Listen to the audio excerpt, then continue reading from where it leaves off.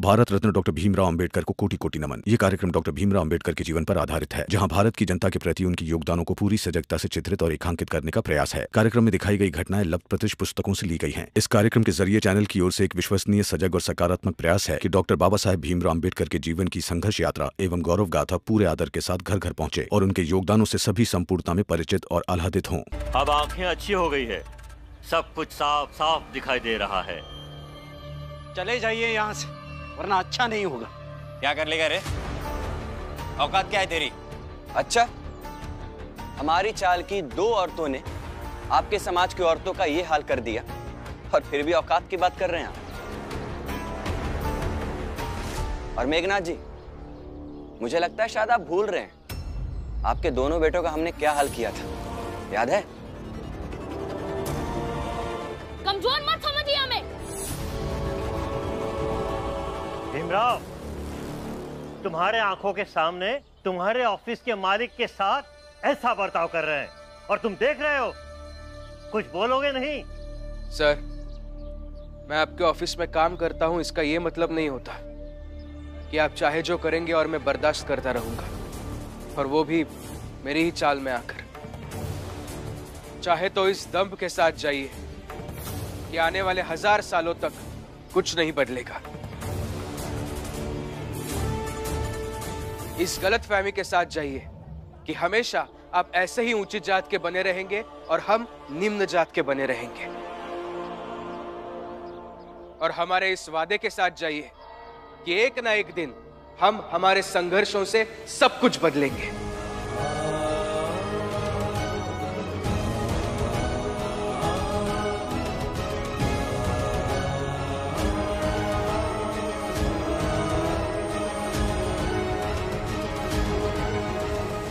बड़े अजीब हो भीम, कॉलेज में यही पढ़े हो क्या कि तुम्हारे मालिक ने तुमसे जो कहा तो सबका जवाब पलट के दो?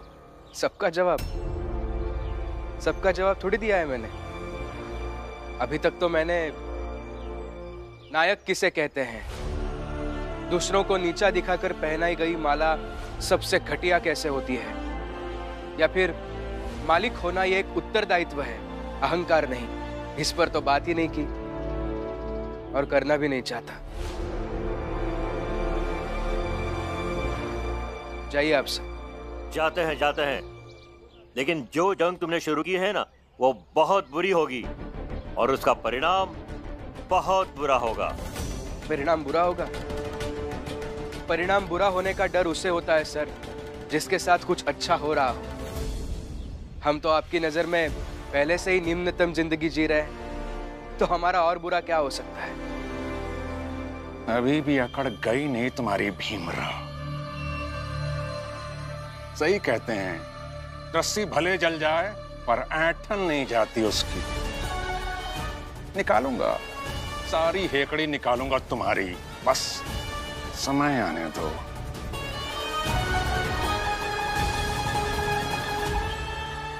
चलिए सेठ जी, और सुनो रे, पूरे रास्ते ढोल बजाते चलो।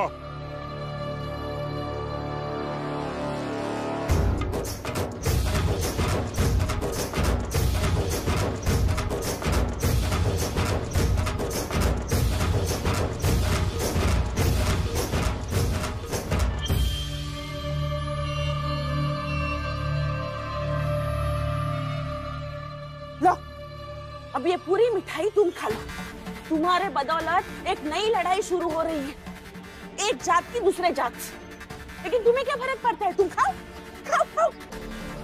धमकी देकर गए वो लोग, तुम्हारे चक्कर में हम सब पिसेंगे।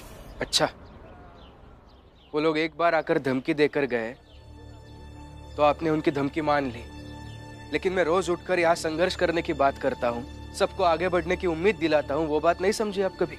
संघर्ष करो, तुम रोज संघर्ष करो, सबको मार डालो और फिर ये मिठाई तुम अकेले खा लो। लो। नहीं, मिठाई आप खाइए, मैं तो जहर खाऊंगा, इस व्यवस्था का और अपनों के रूखे बर्ताव का।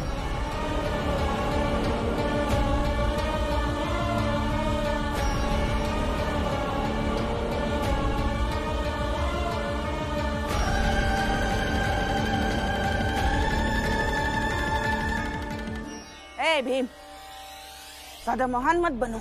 आई, अब धीरे धीरे अपना दायरा भूल रही है। एक माँ को अपना दायरा याद रखना चाहिए। अच्छा, नौटंकी तुम सब मिलके कर रहे हो और दायरा मुझे सिखा रही है? अब से ज्यादा नाटक कौन कर सकता है यहाँ? देख देख देख देख, तेरी बीवी सास को नौटंकी बाज कह रही है। संस्कारहीन औरत। बस। रमा ने एक बार आपके नाटक को नाटक कहा तो यह संस्कारहीन हो गई,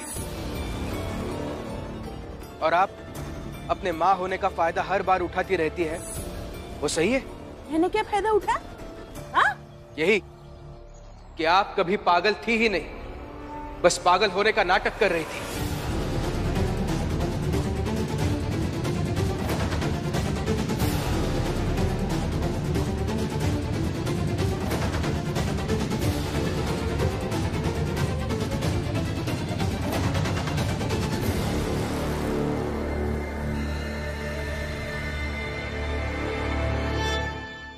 कर रही थी मैं नाटक, लेकिन किसके कहने पर कर रही थी? अपने बाबा से पूछो। बाबा ने जो कुछ भी किया वो मेरे प्रति उनका प्रेम था, लेकिन आपने पागल होने का नाटक किया, इस बात को सही साबित कैसे करेंगे आप?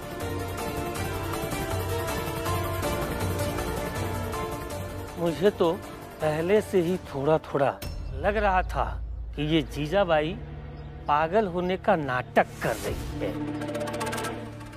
हम हर बार अपनी मर्यादा का पालन करते रहे और आप हर बार अपनी मर्यादा तोड़ती रही। मर्यादा तोड़ रही थी ना मैं? तो सुनिए, आज मैं फिर से मर्यादा तोड़ रही हूँ। आपका प्यार पाने के लिए मैंने इस झूठ में आपका साथ दिया, मगर अब नहीं। अब मैं सयाजी महाराज के अधिकारी को जाकर बताती हूँ कि मैं ठीक हो गई हूँ, फिर ले जाए भीम को बड़ौदा।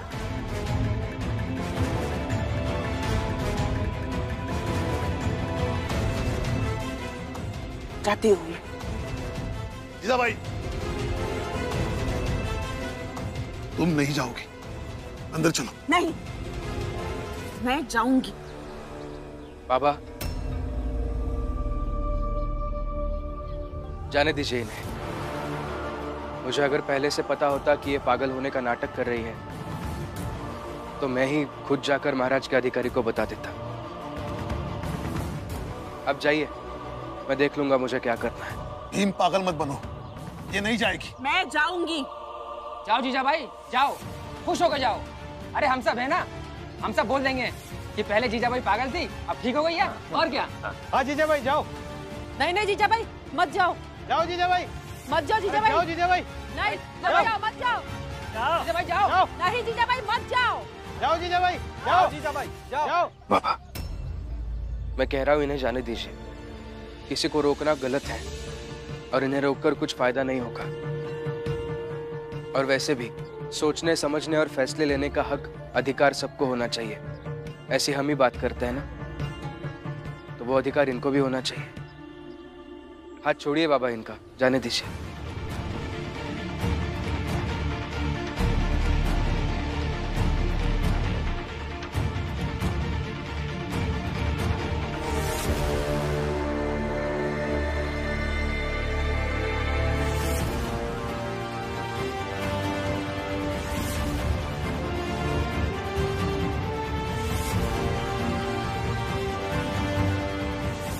अब तो मैं जाऊंगी, जरूर जाऊंगी। और देखिए इस भीम को अब मैं कैसे बड़ौदा भेजती हूँ। आई मत जाइए। हाय, मत जाइए। आई मत जाइए, मत जाइए। आई जीजा भाई रुक जा। आई मत जाइए ना, रुक जाइए।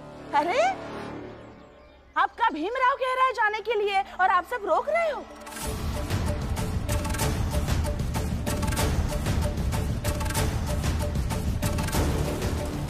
कम से कम आपके भीमराव की बात तो मानो। भैया, भाभी, बुआ, कोई नहीं रोकेगा इन्हें। जाइए आप। जाती हूँ मैं।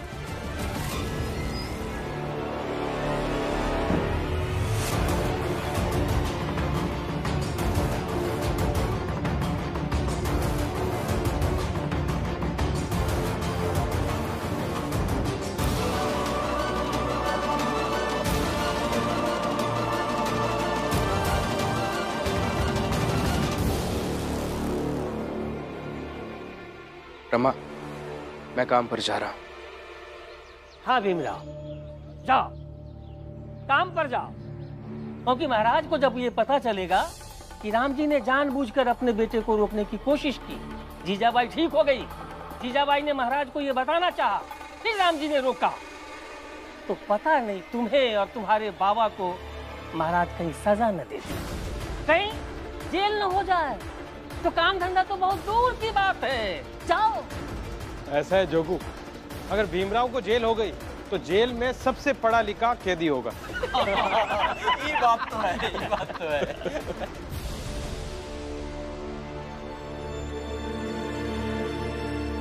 सुनिए ना, हम भी चलते हैं और हम महाराज से अपनी मजबूरी कहेंगे। हाँ, हम भी चलते हैं। हाँ भीम, हम साथ चलते हैं ना। हाँ भीम, हम सब चलते हैं। हम भी चलते हैं। हम भी। चलो, हम सब चलते हैं। नहीं, देखिए, आप सब जो मेरे लिए महाराज से बात करने के लिए तैयार हैं, आप सबसे मैं यही कहूंगा कि आप फिक्र मत कीजिए। अब महाराज का जो भी फैसला होगा हमें मानना ही होगा। और अगर सयाजी महाराज ने यह फैसला दिया कि मुझे जेल जाना होगा, तो मैं जेल भी चला जाऊंगा। लेकिन मुझे डर लग रहा है। रमा, डरने से समस्या का हल तो नहीं निकलेगा ना। और तुम्हारा यह डर भविष्य का डर है, और जब भविष्य का डर होता है तब वर्तमान में अपना काम बड़े ही निष्ठापूर्वक तरीके से करना चाहिए। तुम तुम्हारा काम करो, मैं मेरा काम करने जा रहा हूं। चलता हूं बाबा।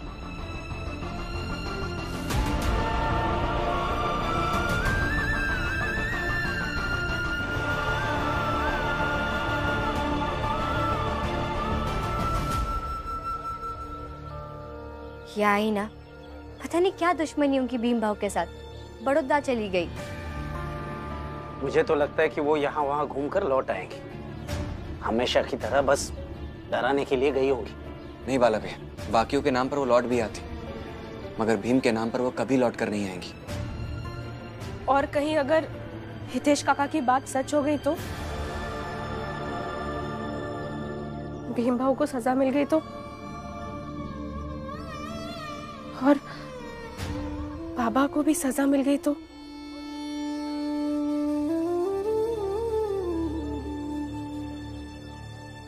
जीजाबाई, अगर भीम एक बार चला गया तो पता नहीं फिर लौट कर कब आएगा। और मैं क्या कर सकती हूँ इसमें? तुम नाटक सोच लेती हो, सोचो ना कुछ नाटक, और मेरे बेटे को जाने से रोक लो ना।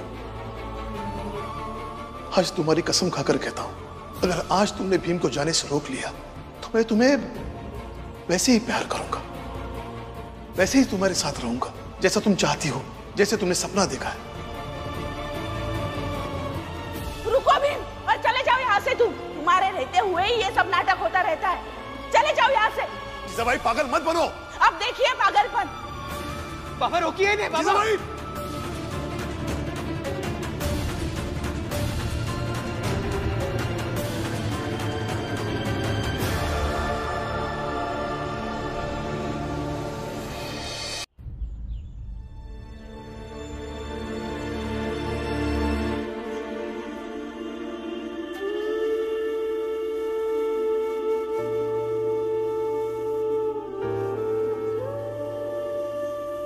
भैया, इतनी चिंता मत करो, इतना मत सोचो। जो होगा सो होगा। शायद ये भी हो सकता है ना कि इतने दिन हो गए हैं तो महाराज ने भीम की जगह किसी और को नौकरी पे रख लिया हो। अगर ऐसा है तो हमें डरने की कोई बात ही नहीं है। रख लिए होंगे तो भी वो भीम को बुलाएंगे, क्योंकि उन्हें मालूम है कि भीम एक काबिल इंसान है, और काबिल इंसान को अपने यहां कौन काम पर रखना नहीं चाहेगा। हौसला रखो भैया, और कोई रास्ता भी तो नहीं है। अब जो भी होगा वो सब महाराज के हाथ में ही है। बस यही तो रोना है कि हम इतने दिनों में भीम की आगे की पढ़ाई के लिए रास्ता नहीं ढूंढ पाए। अगर भीम बड़ौदा के महाराज के पास चला गया तो वो वही उलझ कर रह जाएगा, आगे की पढ़ाई नहीं कर पाएगा। और जब काबिलियत बन जाए, उलझ जाए, तो उसका विकास वही रुक जाता है और इंसान के अंदर जो अद्भुत प्रतिभाएं होती है वो सामान्य बन जाती है। और मैं भीम को सामान्य बनते नहीं देख सकता और ना ही उसे सामान्य बनकर रहना है।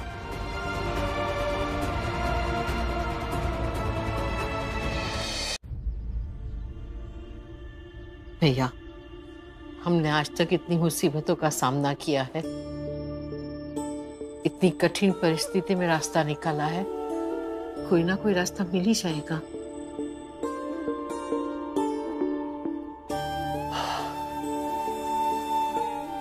क्या है ना मेरा, जिनके पास कई रास्ते होते हैं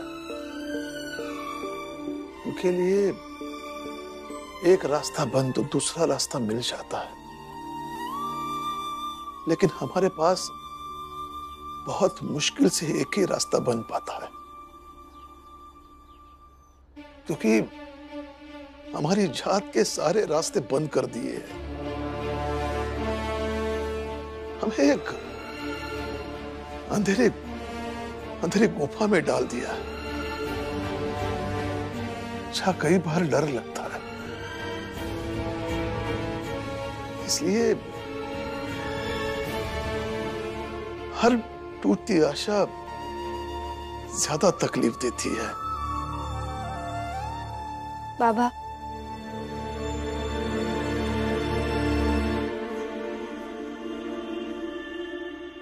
एक बात कहो, इस घर में अगर सबसे ज्यादा किसी के पास आशा है तो वो आपके पास है, और हम सब आपसे ही तो हौसला पाते हैं। तो अगर आप ही ऐसे बातें करेंगे तो कैसे चलेगा? इसलिए जो होगा सो होगा। डर तो हम सब रहे, लेकिन फिर भी हम यही कहेंगे कि जो होगा सो होगा। हाँ भैया, जो होगा सो होगा।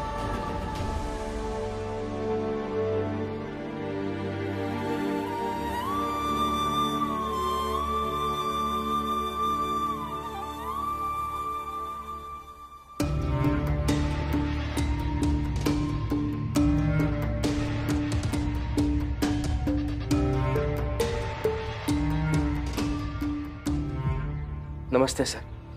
तेवर तो बदल गए तुम्हारे। थोड़ी देर पहले चाल में अलग ही सूर में थे।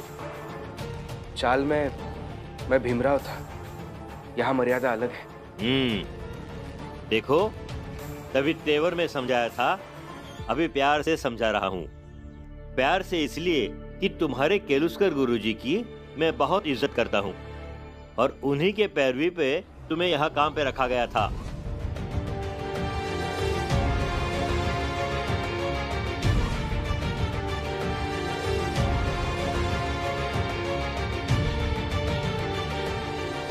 पढ़ा तो होगा भीमराव तूने कि हमारे शरीर के विभिन्न अंग है और सबके अपने अपने काम निर्धारित है। दिमाग का काम अगर पैर करने लगे तो शरीर बीमार हो जाएगा, या आंख अगर नाक बनने की कोशिश करे तो समझ सकते हो कि कैसा होगा। बड़ी समस्या होगी ना। समाज में कई जातियां हैं, सबका अलग अलग काम बांट दिया गया है। निर्धारित अंग की तरह हो हम और तुम, तो जहां है वहां रहता है ना। ऐसे एक दूसरे की जगह जाने की कोशिश करोगे तो कैसे चलेगा? ये बात तुम जितनी जल्दी समझोगे ना, उतना अच्छा रहेगा। समझे?